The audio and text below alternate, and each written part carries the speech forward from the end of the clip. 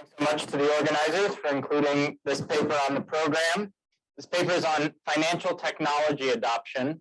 And the motivation for the paper is that new financial technologies are rapidly changing the way that households shop, save, borrow, and make other financial decisions.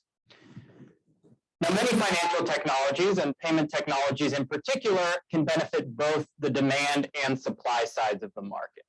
On the demand side of the market, consumers benefit from lower transaction costs, which can include the cost of traveling to the bank or the crime risks of carrying cash. And on the supply side of the market, retail firms also benefit from a reduced risk of cash theft, as well as by attracting consumers who prefer these payment technologies. Now, two-sided markets, as we have in payment markets, can generate indirect network externalities. So as a debit card holder, I benefit from other people having debit cards, not because I directly care that they have a debit card, but because the number of consumers with debit cards affects the probability that retail firms will adopt technology to accept card payments. So that's what generates this indirect network externality between consumers. Now, these indirect network externalities can lead to multiple adoption equilibria, where moving to the Pareto dominating equilibrium requires coordination. And so because of that, coordination failures can constrain financial technology adoption in these two-sided markets. And then spillovers of financial technology adoption might be large. So most research focuses on the direct effects of financial technology adoption for, say, households who adopt. And here I'm going to focus on the spillovers of fintech adoption. And my research question is going to be, do coordination failures constrain financial technology adoption? So to answer that question, I'll exploit a natural experiment that shocked financial technology adoption on one side of the market. And that shock occurred when Mexico distributed about 1 million debit cards to existing beneficiaries of its main cash transfer program. I'll combine administrative data on the debit card rollout with a rich collection of microdata on both consumers and retail firms. To give you a preview of the key results, I find that this shock to consumers' adoption of debit cards led to an increase in financial technology adoption by small retail firms, which in this context are corner stores.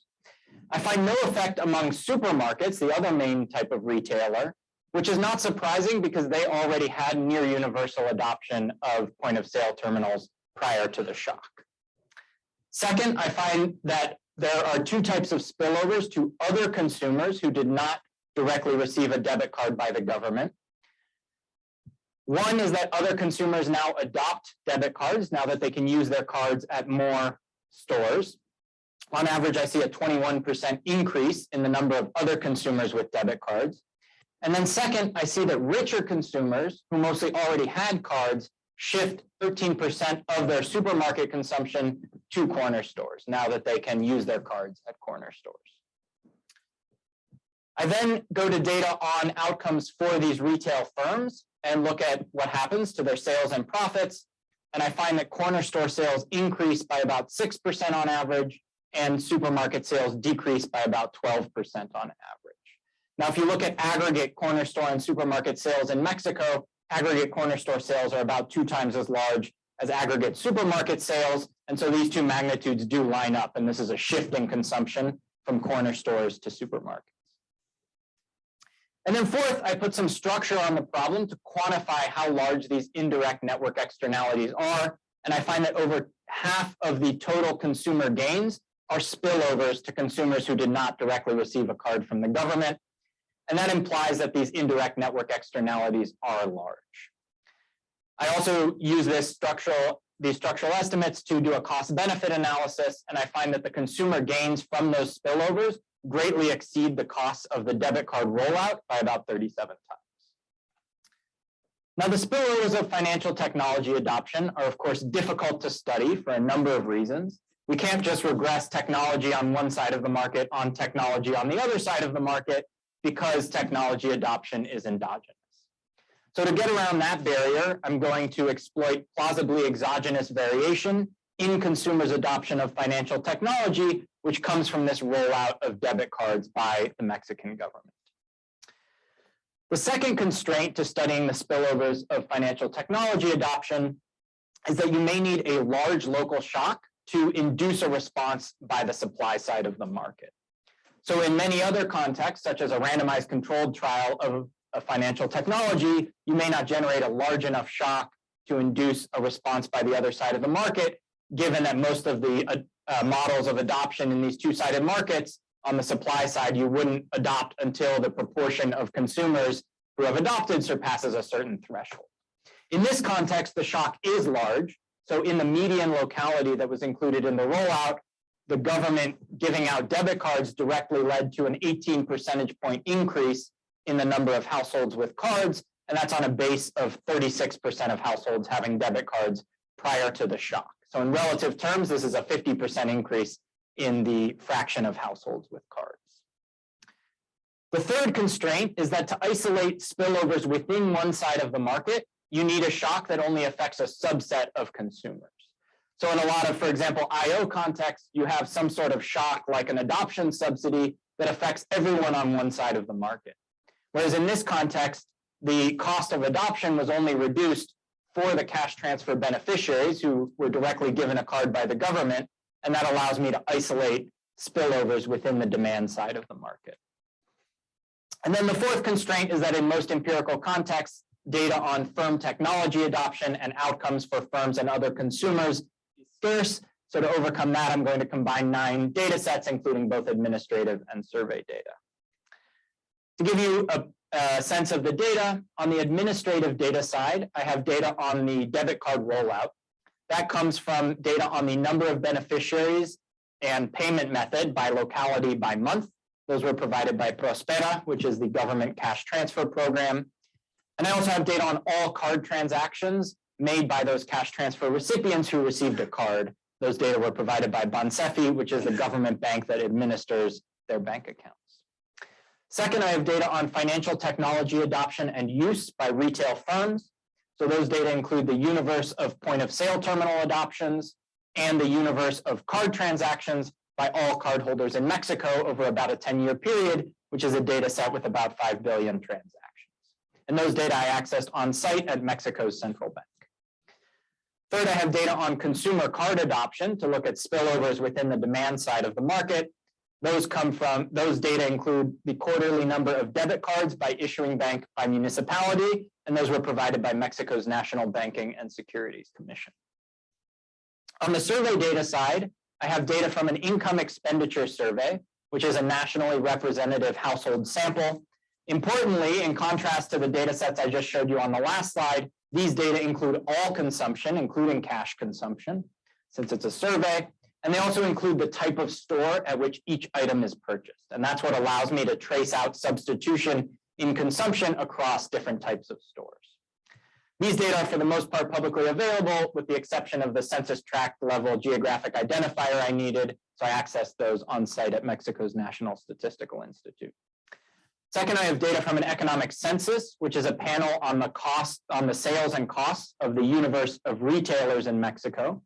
Those data include all sales, including cash sales, and I accessed those also on site at Mexico's National Statistical Institute.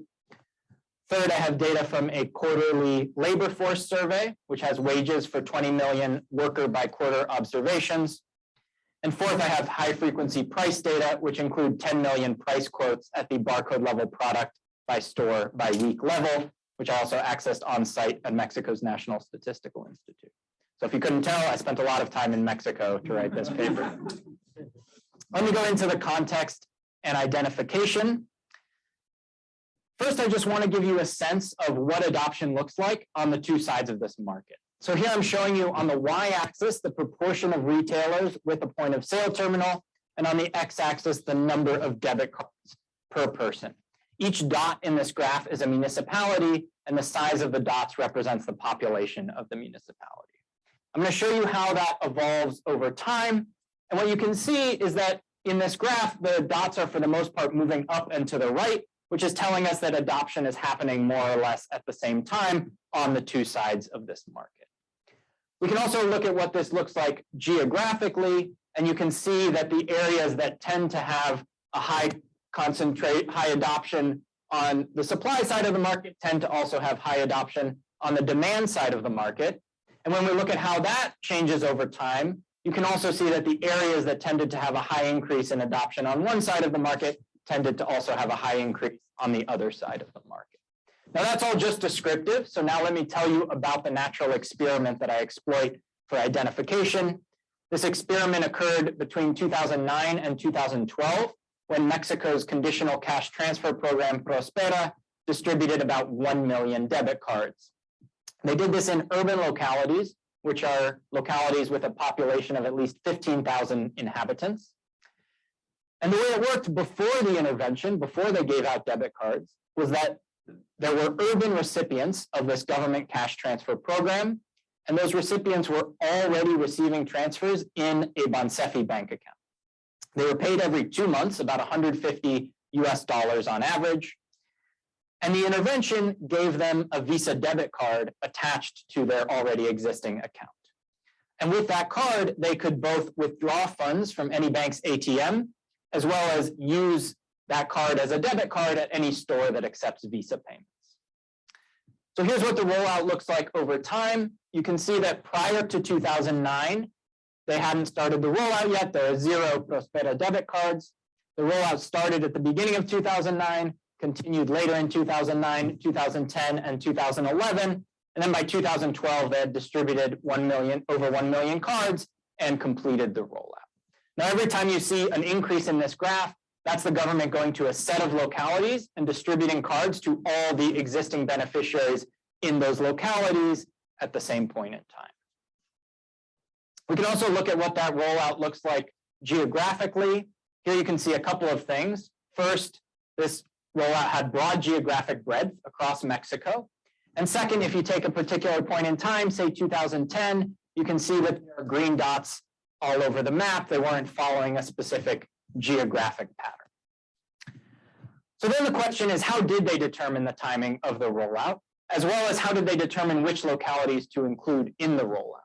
So on which localities they included, that was very much based on financial infrastructure. The government was thinking about people using these cards to get cash from ATMs, not necessarily using them at stores. So they looked at things like ATM density and used that to determine which localities to include in the rollout.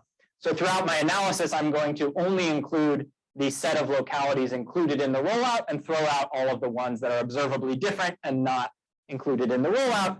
And then I'm going to exploit the timing of the rollout. For the timing, in conversations with government officials, they told me that they wanted the administrative outcomes in those early parts of the rollout, such as how easy was it to get cards to people, to be indicative of those same outcomes later in the rollout. So in other words, they wanted a quasi-representative sample at each stage of the rollout. And so then in the paper, I test whether, in fact, the rollout is uncorrelated with both levels and trends of many variables that I could get across a number of different data sets. And I find that it is uncorrelated. So here I'm showing you for a number of financial infrastructure variables, as well as other things like wages and prices, that you don't see any differential pre-trend in prior to the rollout, depending on that timing. And then in the paper, I also test whether it's correlated with the levels of or changes in many variables and find that it is not correlated. Now, in case you were not convinced that corner stores adopt financial technology as a way to attract consumers who prefer those payment technologies, here's a corner store that's painted very prominently above the doorway. We accept all credit cards. Let me move now into the results. The first result is that corner stores increase their adoption of point-of-sale terminals. Now, why do I focus on corner stores? If you look at survey data that includes both cash and card consumption, 50% of all consumption in Mexico happens at corner stores. And so that's why I focus on corner stores first. They're the biggest type of retailer in aggregate in Mexico. And I'll use the data from the universe of point-of-sale terminal contract changes, which include adoptions, cancellations, et cetera, to create a data set with the number of corner stores with point-of-sale terminals at each point in time. I do a standard event study diff and diff here, where this dummy here is equal to 1 if locality J at time T received the shock exactly K periods ago. And here's the result for corner stores. You can see that prior to the shock, there was no differential trend in adoption of point of sale terminals. In the first period in which the shock occurred, we see a small increase. So the shock occurred within the first week of that 2-month period, and then we see about a 4% increase in corner store adoption of point of sale terminals, and that effect gradually increases over time. By the time it's been 2 years since the rollout, we see about 20% more corner stores with point of sale terminals. For supermarkets, which make up another 25% of total restaurant and retail consumption in Mexico, we see no effect on point of sale terminal adoption, which is not surprising because supermarkets already had nearly 100% adoption prior to the shock. And then finally, for the remaining types of businesses, which make up the remaining 25% of consumption in Mexico, you don't see an effect either on point of sale terminal adoption.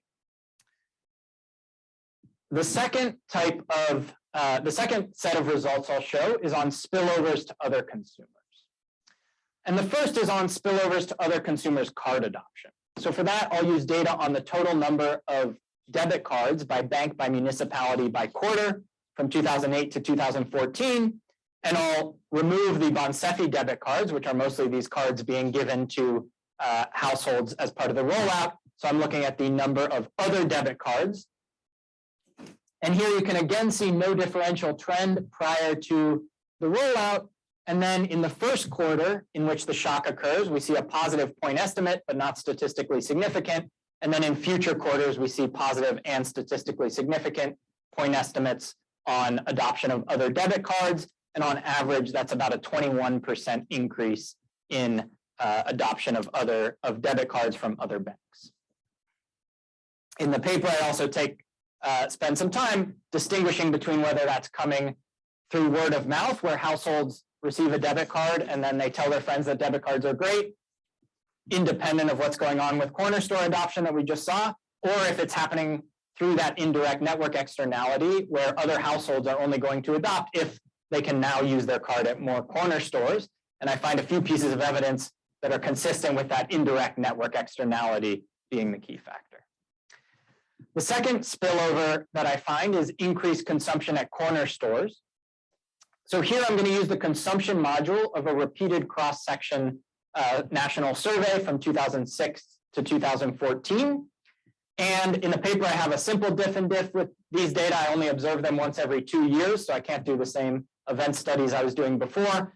Here I'm going to focus on a diff and diff where I also interact everything with income quintile dummies so that we can see how things are changing throughout the income distribution. And here what you can see, now this is the entire household income distribution, not just the beneficiaries of the program. What you can see is that in the bottom 3 quintiles, we don't see a statistically significant change in their consumption at corner stores. But in the richer quintiles, we do, and in particular in the richest quintile, we see about a 15% increase in consumption at corner stores. Now, if we look at consumption at supermarkets, we see a mirror image, about 15% decrease for that richest quintile. Now, to know if those two numbers line up, you need to know what baseline consumption was at these two types of stores for the richest quintile. And it turns out that it's about 20% of their total consumption was happening at corner stores and about 20% at supermarkets. So these two magnitudes do line up, and this is a substitution in consumption from supermarkets to corner stores. That substitution was driven, at least in part, by a change in the number of trips that they're making to these different store types. So here I'm showing you the change in the number of weekly trips. And here we can see that the richest quintile makes about 0.8 more trips per week on average to corner stores and 0.2 fewer trips per week on average to supermarkets after the shock. The third result that I'll show is what's happening to corner store sales and profits. So we've seen from the consumption data reported by consumers this shift in consumption, and which from the store's perspective would be a demand shock. So now I go to data collected from firms, which come from Mexico's economic census, a panel data set on the revenues and costs by category for the universe of firms in Mexico. And importantly, these data include all sales, including cash sales. A caveat is I only have, this data is only collected once every 5 years, so I only have these 2 points in time, 2008 and 2013, which bracket the rollout. So I'm going to exploit variation in how long it's been since the shock occurred in your locality during that 2013 wave. Here are the results from that. Starting with focusing on sales, we see that corner stores had about a 6% increase in sales if they got the shock earlier. And we see about a 12% decrease in sales for supermarkets. And as I said before, those two magnitudes line up in aggregate. There are far more corner stores than supermarkets in Mexico, but the average corner store is much smaller than the average supermarket. And in aggregate, total corner store sales are about 2 times as large as aggregate supermarket sales. So this 6% increase and this 12% decrease line up. If we look at inventory costs, we find something consistent with that increase in sales, which is an increase in inventory costs for corner stores and a decrease for supermarkets. So corner stores are now buying and selling more inventory, but they're able to do that without increasing their other input costs, such as wages, rent, capital, or utilities. And so because of that, because they don't have to proportionally increase all their input costs, they're experiencing a substantial increase in profits of about 18%. So I want to spend my last few minutes on an exercise where I quantify how large these indirect network externalities are. To do that, I'm going to have to make a lot of assumptions. I hope you'll let me do that now based on the results I've already shown you, because that's the only way to get any traction on this question. I'm going to assume that for each shopping trip, consumers are going to make a discrete continuous choice, where the discrete choice is over which type of store to go to, and the continuous choice is over how much to consume of each good at that store. I'm going to assume they have Cobb-Douglas preferences over goods, and that preferences for store characteristics enter the utility function. We have a number of store characteristics here, but importantly, we also have whether the store has a point of sale terminal.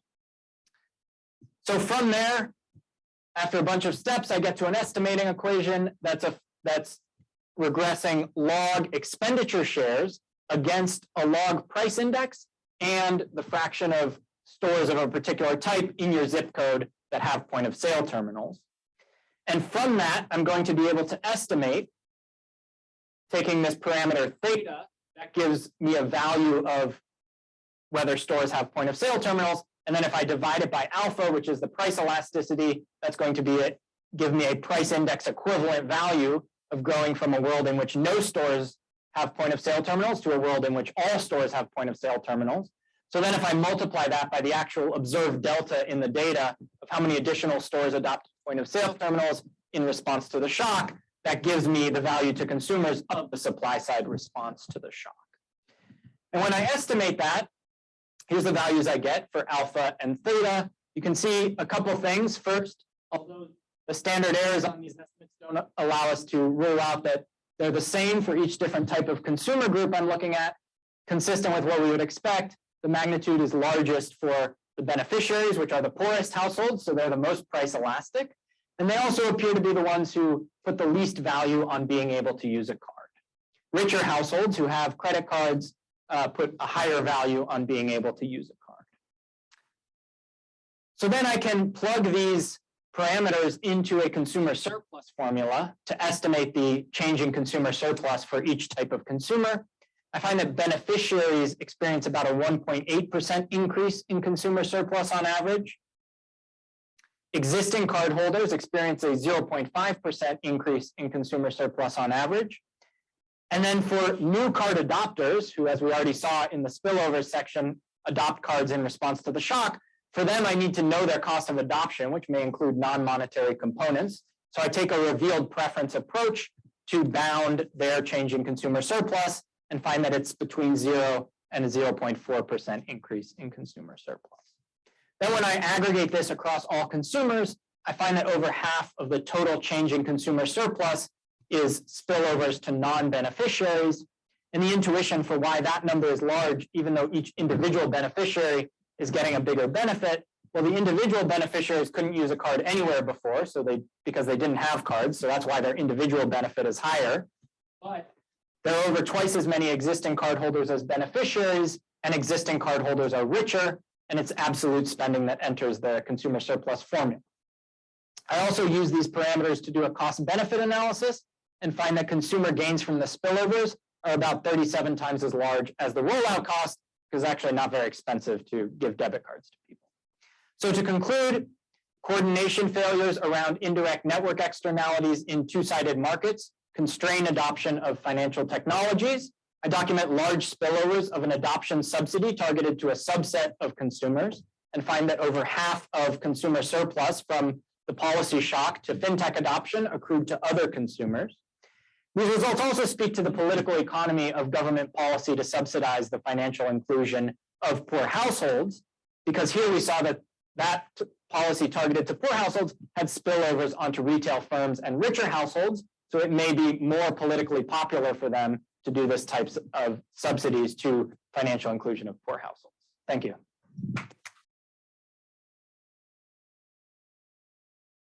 The first time I saw this paper was in January 2019 when I was a PhD student at Northwestern. And then job market used to happen in person. So I remember enjoying this paper a lot back then when I was sitting in the audience, and I think a lot of faculty did as well, given the revealed preference that Sean is their colleague now. And I also enjoyed it a lot, reading more about the paper as I was preparing for the discussion. So let me just give a setup of what Sean is trying to do in this paper. Think of the market as segmented market. You have households, you have low-income households and high-income households, and you have firms, which are these corner stores and supermarkets. Now, there's this government program that starts, Prospera, which increases the quantity supplied of debit cards in the economy to low-income households. That generates, and Sean finds this, that generates a cascade effect, basically on cornerstones, which increases their POS terminal adoption. And then he finds, and he's calling this network effects. And then he finds that increases the debit card adoption of high-income households, which basically I'll term these positive feedback effects. And in turn, this generates a switch of the consumption of high-income households away from supermarkets and into these cornerstones, which are basically the real effects. And he finds that this basically lowers the sales of supermarkets and increases the sales of cornerstone. So that's the paper in one slide. Now, I'm not going to be able to do a lot of justice to the whole paper. It's a really dense paper. So my discussion is going to focus on the first two components, which is this network effects and the positive feedback effects, and that Sean is identifying.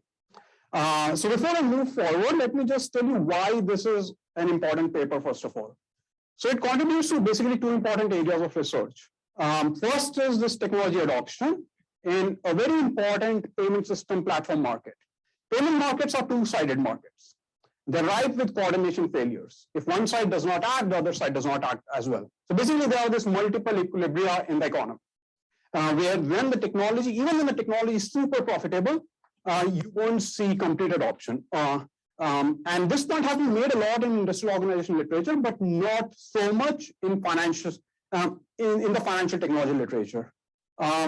And then Sean also contributes a little bit, and he's not being super open about this in the paper, but he does contribute a lot to this literature on technology adoption by small firms, where these demand shocks on the consumers can actually increase adoption because firms just have positive NPV by doing so.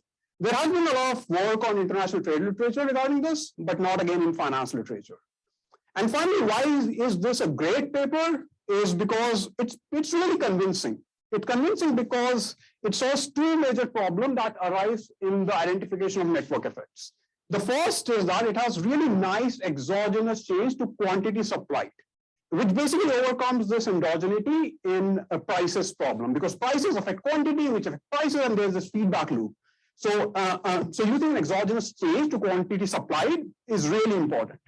Second is that it's a very clean shock to one side of the market, which basically resolves this simultaneity issue that arises in network identity, that arises in the identification of network effects. And I'm going to go into detail exactly what I mean by these 2 points.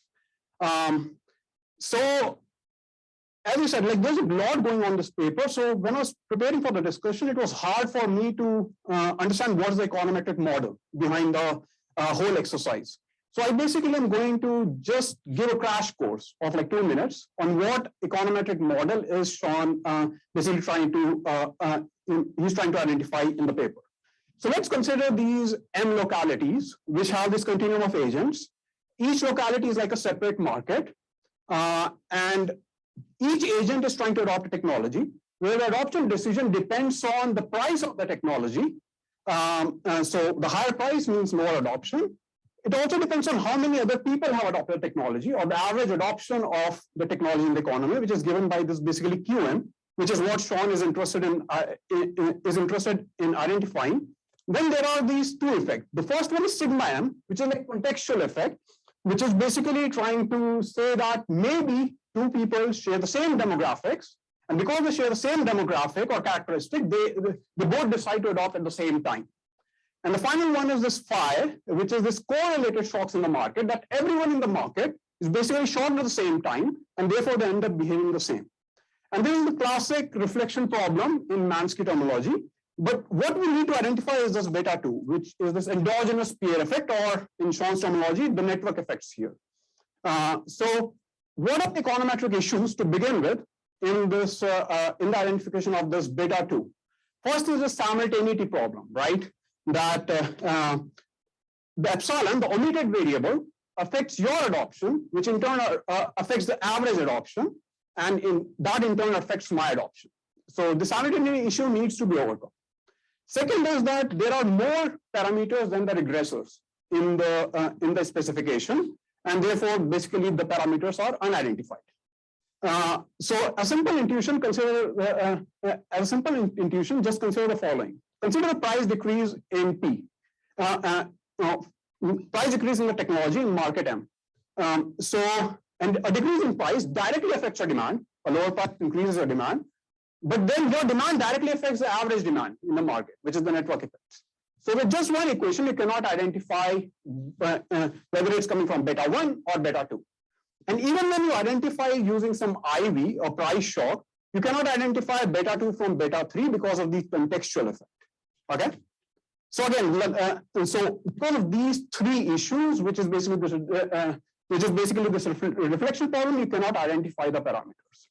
So a potential solution for this thing that has been proposed in the industrial organization literature is using indirect network effects. That is, you observe 2 sides of the markets. The first side of the market, let's say, is the consumer, J. The second side is the firms. And again, M is the locality. But now it's a 2-sided market. So what will regress now is the adoption rate on the firms using the shock on the consumer side, which is this QJM. The amount of adoption that has happened not on your side, but on the other side of the market. So now the correlated effects that were a problem for you to begin with are now actually something you're interested in identifying, because it's a market level shock, but a market level shock on the other side of the market, not on the same side. But at the same time, there are issues that actually come with this psi parameter, which again could be some additional omitted variable at a market level. So, and the simultaneity issue remains as well, because this equation holds on both sides of the market. It not only holds from the firm side, but also on the consumer side. So how to deal with this, or how to identify network effects?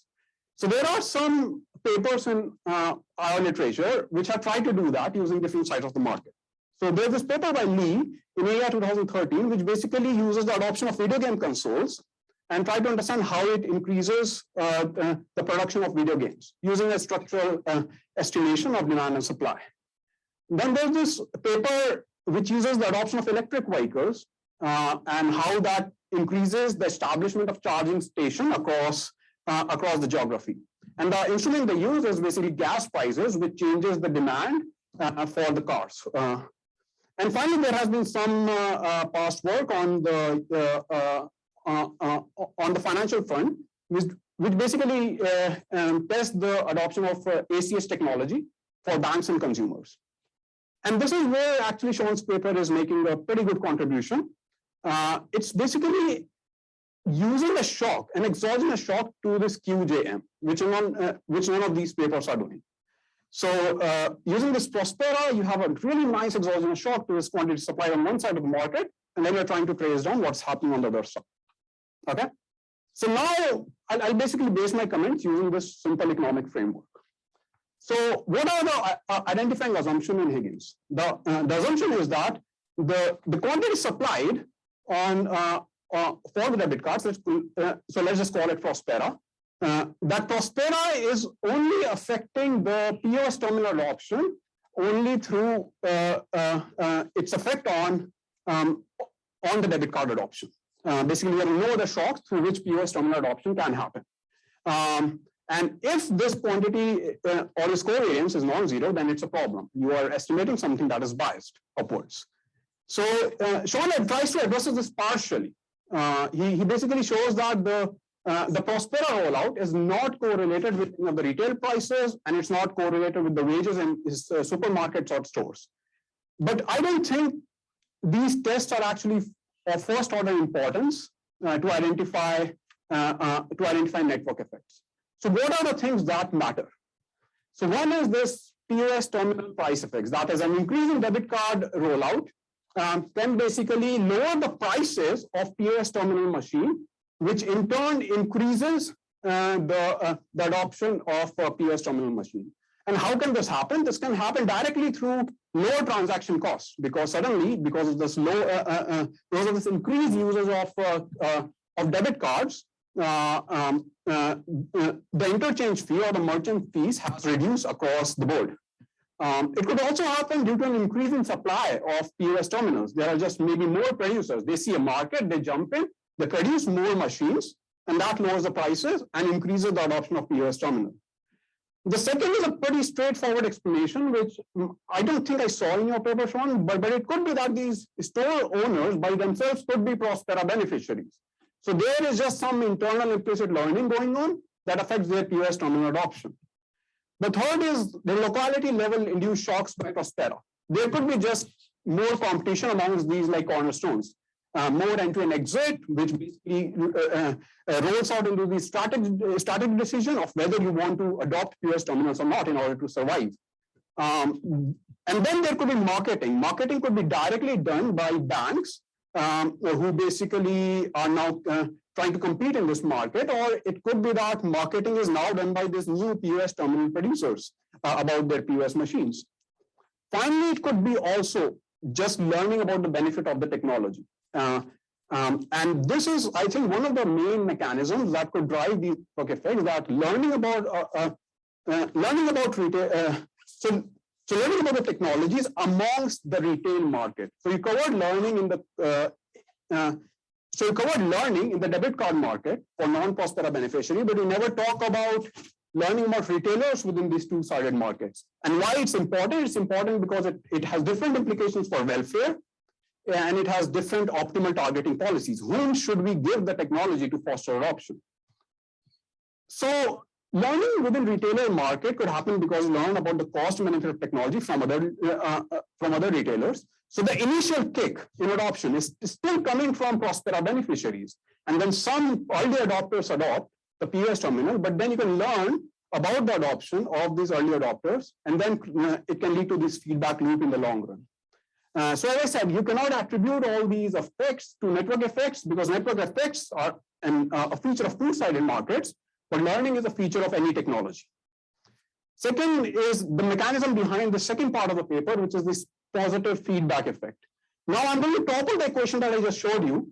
So instead of POS terminals on the left-hand side, Sean is now running the debit card adoption on the left-hand side. And here he's using the POS terminal as kind of the second side of the market, right? In analyzing the positive feedback effects.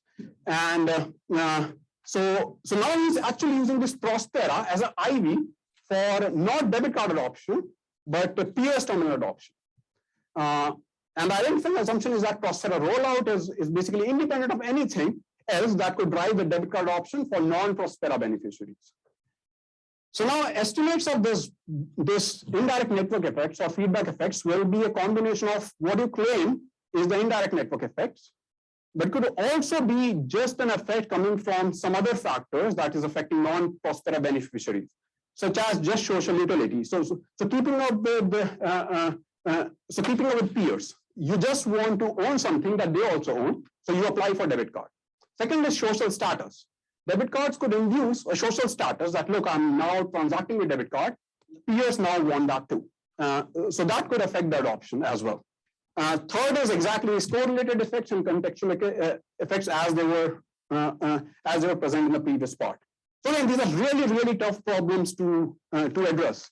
But that means, I'm not saying you should address them all, but that means you cannot claim that it's all generated through these indirect net effects. Third, I don't have that much time, but basically pre-Prospera adoption in your setting basically is not a curse, but a blessing in the sense that it could be used to generate state dependence. And that's one of the features of network effects, that if you are starting from a low adoption region and you shock someone, you might stuck in the low adoption region in the long run because you never hit that threshold. But if you are starting in a high adoption region and you shock someone, so then you can actually you then can attain long run adoption in the high run, higher adoption in the long run. So I'm out of time, and that's why I'm stumbling. I